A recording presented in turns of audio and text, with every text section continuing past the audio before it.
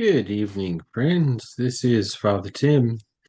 It's Monday evening, and it is time to continue our reading of Ecclesiasticus. Thank you for joining us tonight. Here's the big picture on Ecclesiasticus. We are resuming our reading tonight in the midst, or rather near the end of, chapter 36. So, back to the big picture. 36. We are in the midst of this second set of collected teachings, dozens of more proverbs.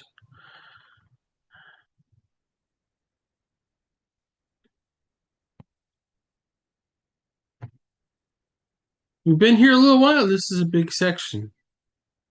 Got a little bit to go.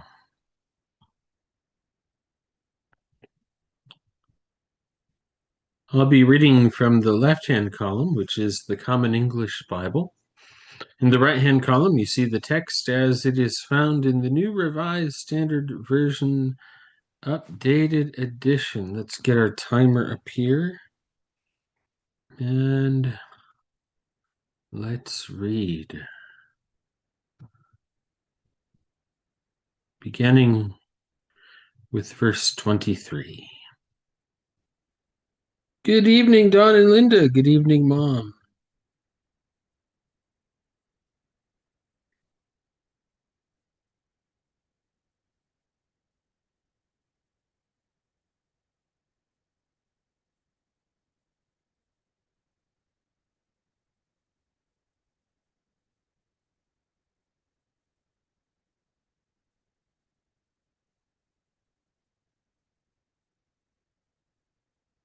The stomach will accept any food, but one kind of food is better than another. As the palate tastes different types of game, so an intelligent mind tests false words.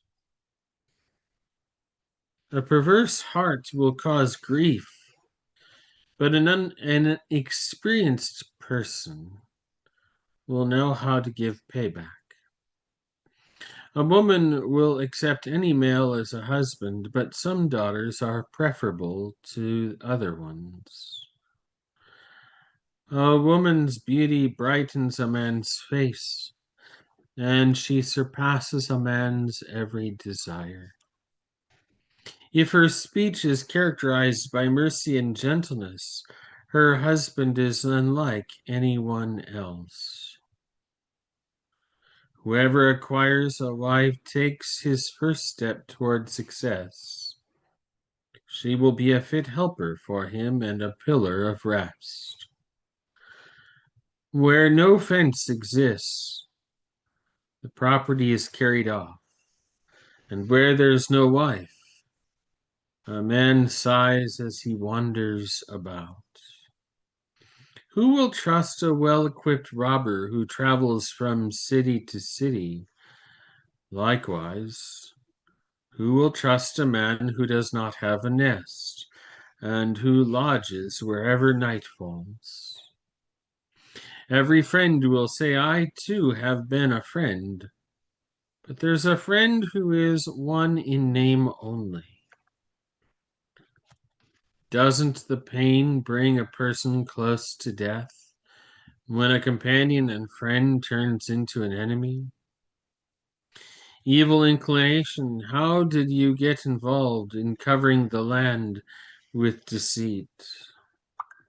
Some companions take delight in a friend's happiness, but they turn against them in a time of distress. Some companions work alongside a friend for their stomach's sake, but in the heat of battle, they will shield themselves. Don't forget friends in your heart, and don't neglect them when it comes to your money. Every counselor spews out advice, but some give advice for their own benefit. Guard yourself against counselors, and know beforehand where their interest lies, since they too will give advice for their own benefit, and might cast the lot against you. They might say to you, "Your way is good," but they will stand aside to see what will happen to you. Don't consult with people who view you with suspicion. Hide your plans from those who are jealous of you. Don't consult with a woman about her rival, or with the cowardly about war, or with a merchant about business, or with a buyer about a sale, or with a slanderer about gratitude, or with the unmerciful about kindness, or with the idle about anything involving work, or with an annual laborer about finishing a job, or with a lazy household slave about a large task. Don't look to these persons for any advice.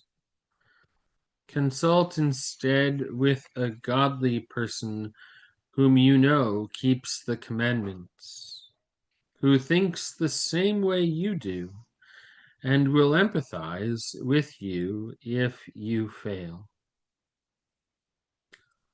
Listen carefully to what your own heart tells you, since nothing is more faithful than to you, since nothing is more faithful to you than it.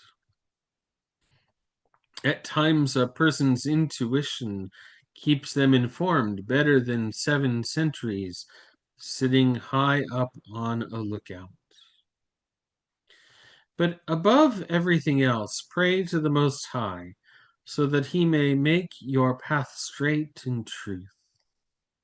Speech is the beginning of every deed, and planning comes before every action. The key to change is the heart. It possesses 4 possibilities: good and evil, life and death, and their continual master is the tongue. Some people instruct many, but they are useless to themselves. Some skilled speakers are hated. They will be deprived of any luxuries. The Lord hasn't granted them any refinement, because they are deprived of any wisdom. Some people are wise to their own benefit, and the fruits of their understanding are evident to all. The wise will instruct their own people, and the fruits of their understanding are trustworthy. Wise people will be highly praised, and everyone who sees them will consider them to be favored. A person's life is a limited time, but Israel's days cannot be numbered. Those who are wise among their people will inherit honor, and their names will live forever. My child, test yourself during your life. See what's bad for you, and don't give in to it. All things aren't beneficial to everybody, and all things aren't pleasing to every person. Don't be greedy for every delicacy, and don't be unrestrained with food. Eating a lot of food will make one sick, and gluttony will lead to nausea.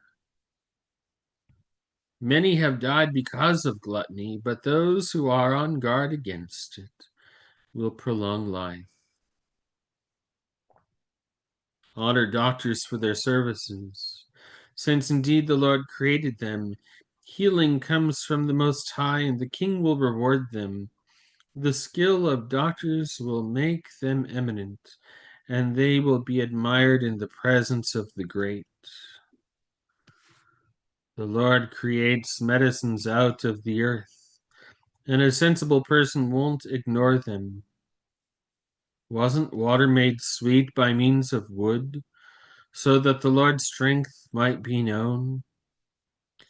And he endowed human beings with skill, so that he would be glorified through his marvelous deeds. With those medicines, the doctor cures and takes away pain. Those who prepare ointments will make a compound out of them, and their work will never be finished, and well-being spreads over the whole world from them. That, friends, is where we're going to pause. Next time that we pick up Ecclesiasticus, we'll resume at chapter 38, verse 9.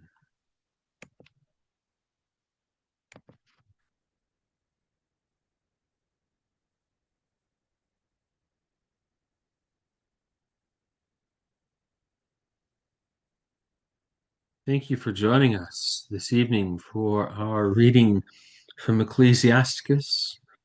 In a few moments after this live closes, we will be live again for a second live of the evening. And in that second live, we'll pray evening prayer. Peace be with you.